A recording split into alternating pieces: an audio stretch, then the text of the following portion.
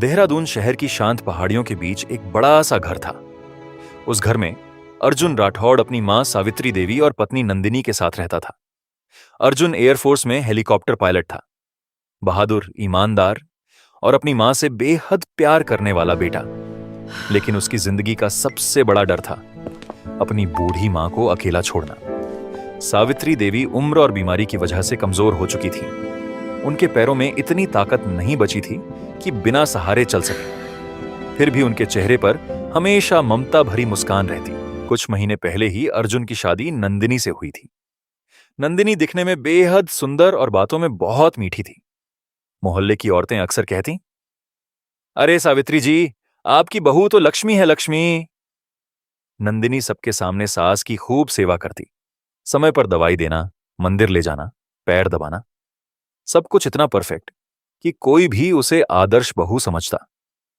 एक दिन अर्जुन को अचानक 6 महीने के मिशन पर जाना पड़ा। जाने से पहले वह मां के पास बैठा और उनका हाथ पकड़कर बोला, मां, मैं जल्दी लौट आऊंगा, आप बिल्कुल चिंता मत करना। फिर उसने नंदिनी की तरफ देखकर कहा, नंदिनी, मां अब तुम्हारी जिम्मेदारी है।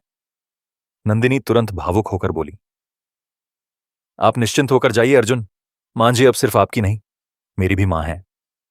अर्जुन मुस्कुराया और घर से निकल गया। शुरुआत के कुछ दिन सब ठीक रहा, लेकिन धीरे धीरे नंदिनी का असली चेहरा सामने आने लगा। अब उसे बूढ़ी सास बोझ लगने लगी थी। एक दिन उसने चिढ़कर कहा, पूरी जिंदगी क्या मैं इनकी सेवा करती रहूंगी? उसने नौकरानी को भी हटा दिया। धीरे धीरे सावित्री देवी का कमरा बंद रहने लगा। उन्हें समय पर खाना नहीं मिलता। कई बार घंटों पानी तक नहीं दिया जाता। घर की छत पर एक छोटा सा स्टोर रूम था। वहां पुराने फर्नीचर और टूटा सामान रखा था। एक रात नंदिनी ने वही किया जिसकी किसी ने कल्पना भी नहीं की थी। उसने सावित्री देवी का बिस्तर घसीटकर उस स्टोर रूम में डलवा दिया। कमरे में ना पंखा था, ना खिड़की, सिर्फ अंधेरा, घुटन और अकेलापन। जब भी पड़ोसी पूछते, मां जी दिखाई नहीं देती, तो नंदिनी जवाब देती, उनकी तबीयत बहुत खराब है, डॉक्टर ने मिलने से मना किया है। धीरे धीरे सबने आना बंद कर दिया। उधर अर्जुन हर रविवार वीडियो कॉल करता। नंदिनी कैमरे के सामने नकली आंसू बहाती और कहती, मैं पूरी रात मां जी के पास जागती हूं। अर्जुन भावुक हो जाता। उसे क्या पता था कि उसी वक्त उसकी मां बंद कमरे में प्यास से तड़प रही थी। दिन बीतते गए। नंदिनी अब पार्टियों, शॉपिंग और दोस्तों में व्यस्त रहने लगी। अर्जुन जो पैसे भेजता वह सब अपने शौकों पर उड़ाती और सावित्री देवी धीरे धीरे कमजोर होती जा रही थी। एक रात सावित्री देवी ने कांपती आवाज में कहा, बेटी, थोड़ा पानी दे दे। नंदिनी गुस्से में बोली, हर वक्त पानी पानी, मैं तुम्हारी नौकरानी नहीं हूं, और दरवाजा बंद करके चली गई। समय गुजरता रहा। फिर एक दिन अर्जुन का मिशन तय समय से पहले खत्म हो गया। उसने सोचा, इस बार मां और नंदिनी को सरप्राइज दूंगा। रात करीब 10 बजे उसकी टैक्सी घर के बाहर रुकी। अर्जुन मुस्कुराते हुए अंदर गया, लेकिन घर में अजीब सन्नाटा था। उसने आवाज लगाई, मां, देखो मैं आ गया। कोई जवाब नहीं आया।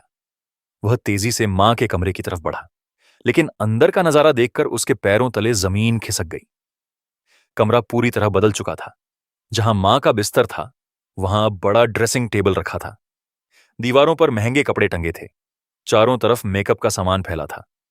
अर्जुन घबरा गया। मां कहां गई? उसने पूरा घर छान मारा। तभी उसे ऊपर छत से किसी के कराहने की आवाज सुनाई दी। वह तेजी से ऊपर भागा। स्टोर रूम बाहर से बंद था। अंदर से बहुत कमजोर आवाज आई, पानी। अर्जुन का दिल जोर से धड़कने लगा। उसने पास पड़ी लोहे की रॉड उठाई और ताले पर जोर से वार किया। ताला टूट गया। दरवाजा खुलते ही बदबू का तेज झोंका बाहर आया।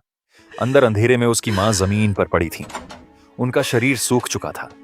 होंठ फटे हुए थे, बाल बिखरे हुए। अर्जुन की आंखों से आंसू बहने लगे। वह दौड़कर मां के पास बैठ गया। मां! सावित्री देवी डर गईं। उन्होंने कांपते हुए हाथ जोड़ लिए। मुझे मत मारो, आज मैंने पानी भी नहीं मांगा। यह सुनते ही अर्जुन टूट गया। उसने मां को सीने से लगा लिया और रोते हुए बोला, मां, मैं हूं, आपका अर्जुन। सावित्री देवी बेटे की आवाज पहचानते ही फूट फूट कर रो पड़ी। उस रात अर्जुन उन्हें तुरंत अस्पताल ले गया।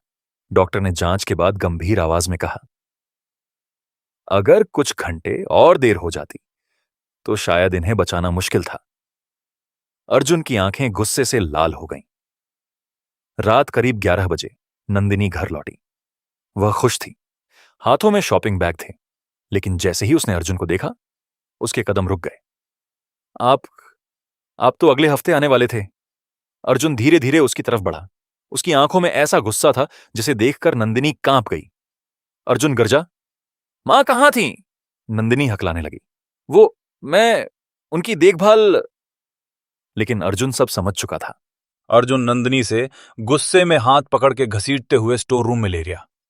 स्टोर रूम में बदबू बहुत ज्यादा आ रहा था। नंदिनी थोड़े ही देर में उसकी हालत खराब हो गया। सांस लेने में बहुत तकलीफ होने लगा। नंदिनी दरवाजा पीटने लगी। अर्जुन, नंदिनी रोने लगी। अगली सुबह पुलिस घर पहुंची। स्टोर रूम की हालत, मेडिकल रिपोर्ट और पड़ोसियों के बयान देखकर सच सामने आ गया। नंदिनी गिरफ्तार हो गई। मोहल्ले वाले हैरान थे। जिस बहू को सब आदर्श समझते थे, वही सबसे बड़ी धोखेबाज निकली। कुछ महीनों बाद अदालत ने नंदिनी को सजा सुना दी।